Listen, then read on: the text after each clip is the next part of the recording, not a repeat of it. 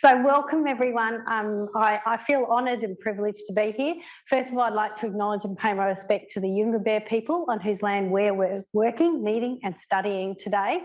And I recognise the significant role that the past and present and future elders play in the life of the university. And I'm very privileged to work here and to research here and to have some amazing colleagues and to teach our students in the Faculty of Education. But I'm mindful that without the buildings, the land always was and always will be Aboriginal land, and the oceans and the waterways as well. I like to recognise that. And I'm from Lismore, and I like to acknowledge the Bundjalung people of Lismore. And that is a tip of a view that I can see from my house. So lockdown was kind of a bit of a pleasure because I got to work from home and spend more time being in my natural environment. But if anyone who knows me knows that in another way, it wasn't so great because I'm a people person. And so education is one of the ways I believe that I connect with the world and connect with other people. I'll try not to rattle on too much, but this is will be my last, hopefully, Praxis conference as a candidate. I'm hoping to, Leslie's saying no, I'm hoping to submit in October. I've had a very long journey and I won't bore you with the details, and an up and down journey as well. And I'm sure that many of you will attest to the fact that if it wasn't for your friends and your colleagues and your group of friends, within and without the faculty or wherever you are, keep you going, you wouldn't be there. So that's a prologue to sort of tell you a little bit about why I'm not going totally on script. I hope you'll forgive me and maybe indulge me a little bit. This conference I'm hoping to be my last because, of course, I will be graduating at some point, and whether that's this year or next year, I don't know. It'll depend on how long the examiners take, probably longer than some people I know. But one of the things that I have felt in this journey, and it is a journey, it really is. It has lots of ups and downs, doesn't it? All of you are here because you're researchers and you believe in what you're investigating, you're learning about. And one of the things I started my teaching, I'm a primary school teacher, so I'm a generalist. Thank you, Katie. I'm certainly not as creative as the other beautiful, amazing art-making teachers. But one of the first experiences that I had was teaching in obviously a primary school, but the second one was teaching in a primary school, but in kindergarten. And I remember the significant shock that I had that these little kindergarten students, I didn't have children myself then, this was back in 1990 something, and the kindergarten students couldn't do anything. This was me coming from year 5 and 6, right? They're very capable students. And I went to this kindergarten, they couldn't do anything. But you know what? They really could. I didn't understand the world of early childhood when I went into teaching because I was a primary teacher and I was coming with the perspective that I wasn't really believing that they were empty vessels, but in another way, I think that there was that thought in the back of my mind. But as I got into being a kindergarten teacher and working with an experienced mentor in the next classroom, so if I was desperate, I'd run next door and ask her, what do I do? And she was an artist actually. But one of the things that I became aware of is that they were competent and capable. These kindergarten children had agency. They knew things, they understood things, they were becoming who they were. They were just at that stage, they were 5-year-olds. Yes, occasionally there was the vomit and the person, Mrs. Smith, I wet myself. Yes, that's a good one, yes. But one of the things that I grew passionate about in my master's journey was the teaching about technology. And it lit a bit of a fire in me. They sent us off to a little bit of professional learning about technology. And sure enough, my kindy kids were sitting on computers, inserting images into documents, using Excel. Okay, I set the Excel up and we just did the data. We learn about data because it's an important part of learning in kindergarten. So it lit a bit of a fire about digital technology. But I was aware that children and teachers weren't confident with digital technology. What we used to call it was technology back in the day, or ICT, information communication technology. We've added the digital interactive technology aspect because it's not passive. One of the elements that we know is that the use of technology, even you looking at a screen, is not passive. It is very much an active process of, I'll use a phrase that I've picked up from my lovely friends in the creative arts world, meaning making, and making meaning from text or from images. So I got a bit passionate about that. And so I researched a little bit. What was out there in the early 2000s was very limited. Teachers felt under-equipped. Teachers felt a lack of confidence and a lack of what we call self-efficacy, a belief that they could do it. And then I started teaching at university a technology unit. And sure enough, in this class, there would be my students, and I see them now out in schools, there would be my students, I don't use computers, all right? And I'll say, but by the end of this 10 weeks or 12 weeks, you will make a website. And they went, yeah, what? I said, yes, you will. But I don't know how to do that. I said, well, you will. And one of the things that I became aware of is that if you don't use it, you don't lose it, but you don't ever gain, and you never get confidence to do it. And one of the things that I was aware of was that there was a lack and there was a gap in the learning and the understanding of what teachers knew, but not only how to use it, but why they use it, and formatting that with their philosophy and their beliefs. And so, it was a bit of a long process to get there, to condense my PhD. And originally it was all going to be about self-efficacy and ICT, confidence and so forth.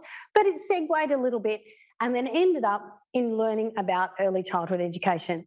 I'd like to give a credit to my supervisors, Wendy Boyd, Associate Professor Wendy Boyd in the Faculty of Education, and Dr. Alicia Phillips. And I have had another supervisor, Bill Boyd, who's an adjunct or now doing other things with the university, but for helping me with this journey. Now, just one of the things that I resonated with most recently was that concept of an opportunity for transformation. And one of the things that came out of my findings, and I'm in the discussion chapter, so I really don't feel confident with sharing too much about that, because I feel like if I do, I don't know where I'm going with it. So I'm not confident that I'm going to take you on the right journey. But I'm not even sure if that's the biggest fear. It's probably a lot of imposter syndrome, because I have been on this journey for some time. And I've questioned the questions that I've had, and then did I do enough in my research, and did I do enough in the way I went about my study? But I'll give you a little bit of background. So I was going to ask you all to give me a definition of what you thought technology was and what you thought early childhood education was. But I want you to just read this one.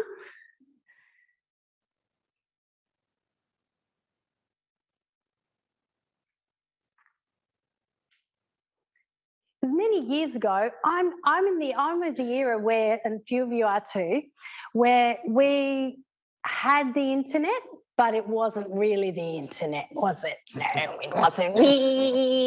You're waiting and waiting.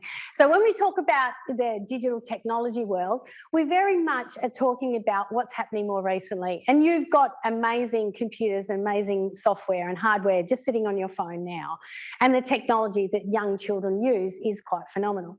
So my question to you, when you see this and you talk about and you think about digital technology, and some of you are parents, some of you are grandparents with grand darlings, and some of you might be, have had younger siblings, or some of you might work in the early childhood sector. Can you share with me what you think early childhood is all about? If you had to give me one word about what you think early childhood, so I'm talking about the years between 0 to 5 or before school, okay? And we have a section of early childhood called preschool, years 3 to 5, and then before that, but early childhood, we're going to use the whole blanket term. Emmanuel? Exploration, nice word. Katie? Play. Anyone else? What is early childhood all about? Early childhood education. Leslie? Discovery, exploration, play. Growth. Oh, excellent. Nice. So where does digital technology fit with that? I overlaid that with thinking about, for myself, what were my experiences as an educator or as a teacher? And then I kept going down the path of, well, there's a gap. There's definitely a gap in our knowledge about what early childhood educators do, what they believe, and of course, their practices with digital technology in the current climate. Now, I commenced my PhD studies not that long after the biggest change that we saw in education came about, which was the invention of the iPad. Why do you think the invention of the iPad was such a significant thing in early childhood, Leslie? I think, well, speaking from experience with my own children, is that it often takes away the written form. But in saying that, then they do have a lot of access to things that a book can't give you, you know? Interesting. Carl? Portability of it. Yeah. Portability, okay, so you know that vibrating machine, not so portable, but the small thing, portable. Portability, accessibility. So the biggest change came in 2010 with the iPad. And so early childhood educators were faced with this, essentially a gap in their knowledge, essentially a gap in what do I do with this thing that these children have access to? And now I'm expected to add this in to the early childhood belief that I have about exploration and learning and play and the opportunities that I would normally provide to these children. We now have this digital expectation. It's pushing into our early childhood setting. And I won't rattle off all the statistics because you see them all the time about how many families have how many devices in their homes and how many hours that children and adults and teenagers, don't even mention the teenagers, spend on screens every single day. And when you see those things come across, you know, your news feed and you go, oh my goodness, it is real. We are really living in a changed world. We are using these digital devices for a whole range of ways. We're using them for communication and everything else. So as I've been on this journey, I've watched a lot of changes. Since 2010, there have been so many changes. I didn't start in 2010. I didn't scare you, did I? It hasn't taken me 12 years to get here. But one of the things that we know is that digital technology is not going away. We know that it's not going away in education. I'm looking at the educators here. We know that we need to harness it, but we also need to harness what teachers already know and can do and what they feel confident to do. And so early childhood education is right for us using the amazing vehicle of technology, or as many of my early childhood colleagues would say, the tools. It's a tool and it's a resource, and we just need to learn how to use it, when to use it, and why to use it. Essentially, that's what my findings have shown. But it's also given me an opportunity to recognise the big gap that we've still got to go in initial teacher education, which is what I'll get to. I talk more than anything else. So why this study? Because of the significant increase in digital technologies in the world, and particularly how do teachers embrace that change? Now, I have to say my data was collected from 16 early childhood educators. I'll go through my method just briefly, which was initially I conducted a literature review, discussed it with my supervisors at the time. What would I be researching? Where's the gap? And I attended a couple of early childhood conferences. It was like the gap just kept looking like it was still there. And there really still is a gap in terms of understanding how early childhood educators make decisions. Why do they use it or not use it? And what do they use it for? Is it for creativity? Is it for exploration? Is it for investigation? Does it fit with my pedagogical beliefs and my philosophy of education? Does it fit with my belief about play in early childhood? And should they be outside just playing in the dirt? Or should they be inside, you know, doing neat things like drawing, painting and writing and things like that? So my aim was... About a minute or so. Oh, yeah, I'm on slide 3, right? How do they make decisions? So this was my primary research question. So what I did very briefly was I did an initial survey online. This is obviously pre-COVID. An initial survey gave me the themes and the questions to ask. After doing the literature review, it was evident that there was still some gaps, a lot of gaps. And then the initial bigger survey. So I gathered my participants from conferences in early childhood and other places online, Facebook. And then I gathered the participants who would like to participate in the study, which was to go through semi-structured interviews with me. So I met with a few, like about 2/3 of them on the phone, and then the others were face-to-face because they were based in Lismore and I had access to those people. And these were the questions that I asked them. And the third question was the most significant one for me, and it probably took me the longest to really digest what it meant in terms of how do I get that data. Now, I'll tell you a little bit about the limitations that I know that I can see in my study. And one of those was that I didn't go and observe practice. Apart from a couple of the places, I wish that I had spent more time in thinking about my methodology and thinking about my data collection to match that understanding of their practice. So to gather, policy or their programs and things like that. Instead, I did a broader beginning to look at policies around and so forth to identify the gap. So I'm just going to speed through that. The research design, is basically a qualitative study, and all I did was the survey and then the semi-structured interviews. And then as I progressed, I've analysed the data through using Braun and Clark thematic analysis, and a lot of back and forth with my supervisors, a lot of back and forth with myself, and a lot of back and forth reflecting on, for example, I started with looking at Bronfenbrenner's theory and Bronfenbrenner's framework, and then looking at what that told me about the external and the internal influences on their decision making. And then as I reflected on that, I went, oh, that's not evident, but it still helps me to understand what they're doing. And then what I found, just really briefly, I was able to answer these three questions. What was their use? What did they use? How did they use it? And then what were the influences? And no surprise there. There were some very striking influences that I'll just briefly show. And then, of course, what do they believe is the future? And of course, we've blown that to pieces over the last 2 years because we were all online.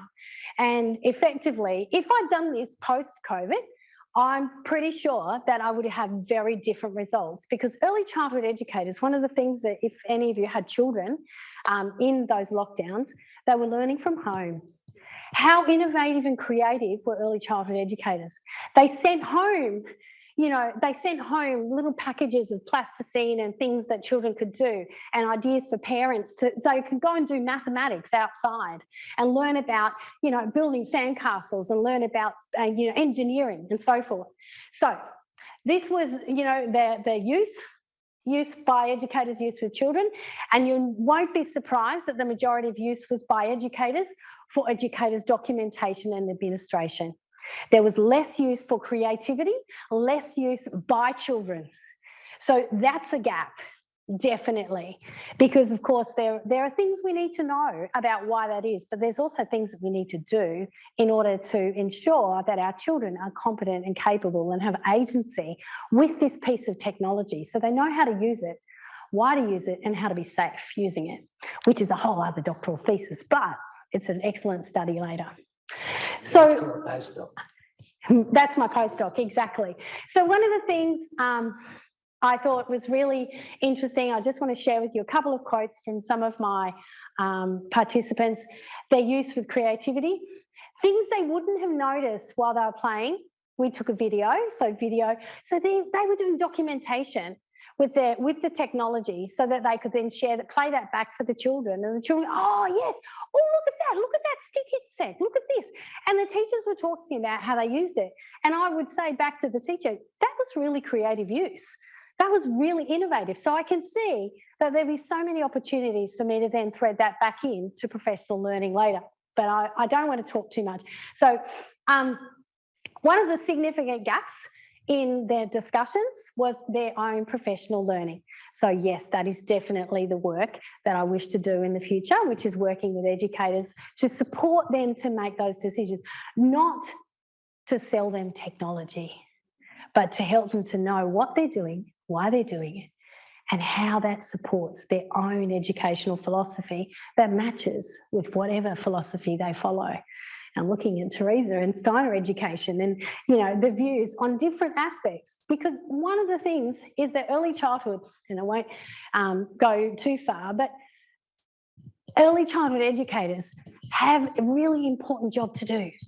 And one of the really important jobs that they know that they have is they're setting these children up for life. I didn't even preface and tell you all about why early childhood education is the vital key to the future. And so if early childhood educators can justify their decision-making and they know why they're doing what they're doing, then we're going to empower them and then empower our children to the future to have really amazing world outcomes. So, well, we've run out of time. We have, see? But I'm happy to stick around if others are happy to stick around. Sorry? Do you want to say a few more things quickly? Did I? Oh, I just wanted to draw attention to, I guess, as you read various aspects, and as a teacher, I feel very deeply about teaching and the quality of teachers out there.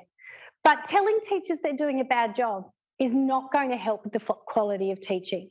Doing research and working with teachers to support them to gain confidence in what they're doing and why they're doing it, and then, you know, giving them the respect that they need for the important job that they play.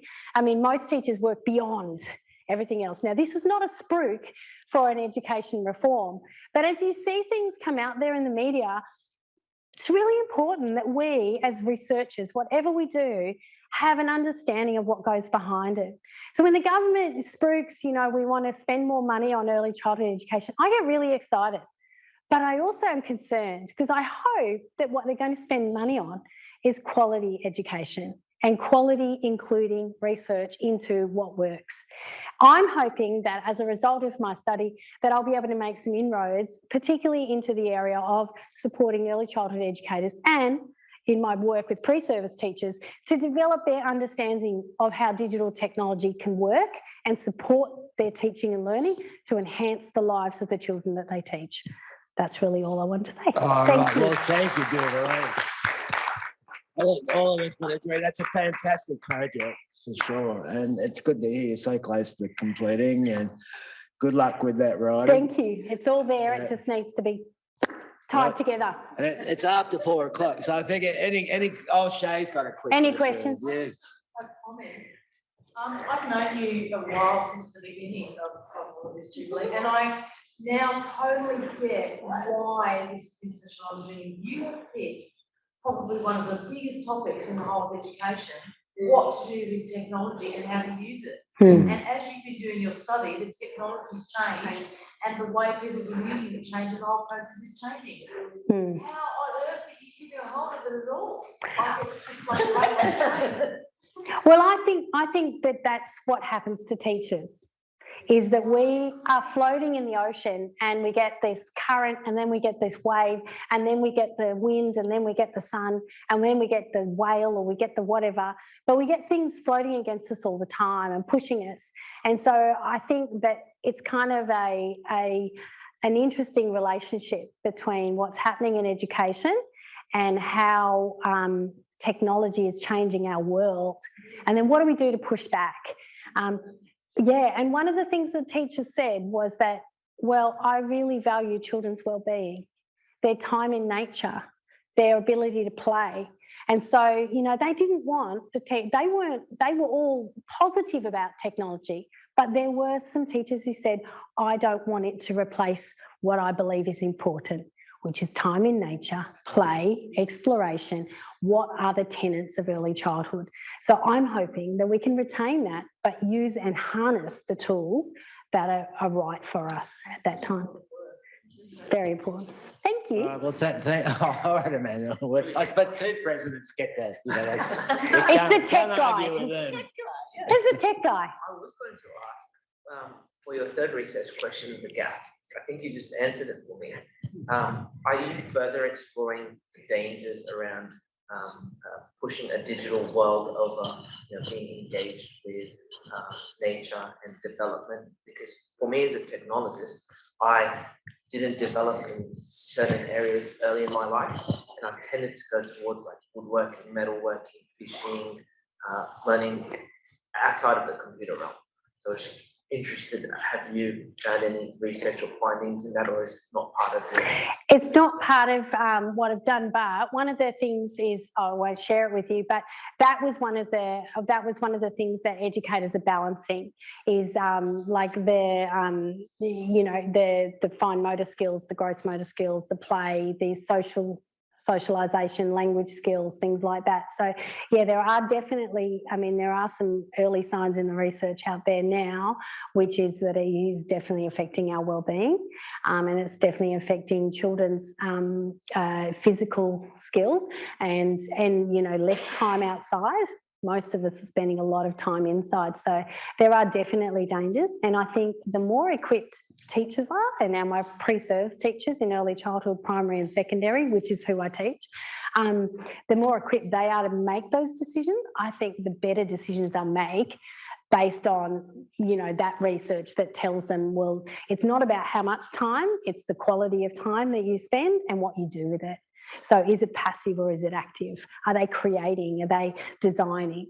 And are they socialising? Because that's the thing that COVID taught us too, was that educational technology or digital technology gave us an opportunity to keep connected. It's not the only way, it's not the best way necessarily, but helped us keep connected. So more is required though, definitely, Emmanuel. Megan. Are you looking at like the parents' opinions of this? Because I know like a lot of parents would be like, oh, I sent my child to early childcare and all they did was sit on the iPads all day and the parents would get advice. I know I didn't. My participants were all early childhood educators, but it did come through that one of the influences on their decision making was one of the quotes, and I won't get it 100%, was, "It's not a good look. We won't be having the iPads on the floor. It's not a good look for the teacher to be glued to a screen documenting the learning. So we'll be doing it in different ways. So we don't want our teachers sitting at a computer or sitting at an iPad when they've got children in front of them. The children are their priority." That's what I think is another gap, is parental input. So, you know, there are some studies out there at the moment. There's some longitudinal studies being conducted, and some also on specific early childhood pedagogy. But yeah, the parents are definitely, I think another gap is the children. I'd like to investigate and work with children too. Yeah. Well, I'm in the field of education. There is no stopping. But Craig's going to stop me now. Yeah. If I don't go. Well, we do have dinner ahead of us, and there's 3.5 hours to ask further questions and share comments and all that sort of stuff. So, look, I'd like to thank all presenters today. What a fabulous first day for Praxis 2022. We're halfway there. Thank you all for I think everyone's presentations were fantastic today, you know, so thank you all very much. Thanks, Craig.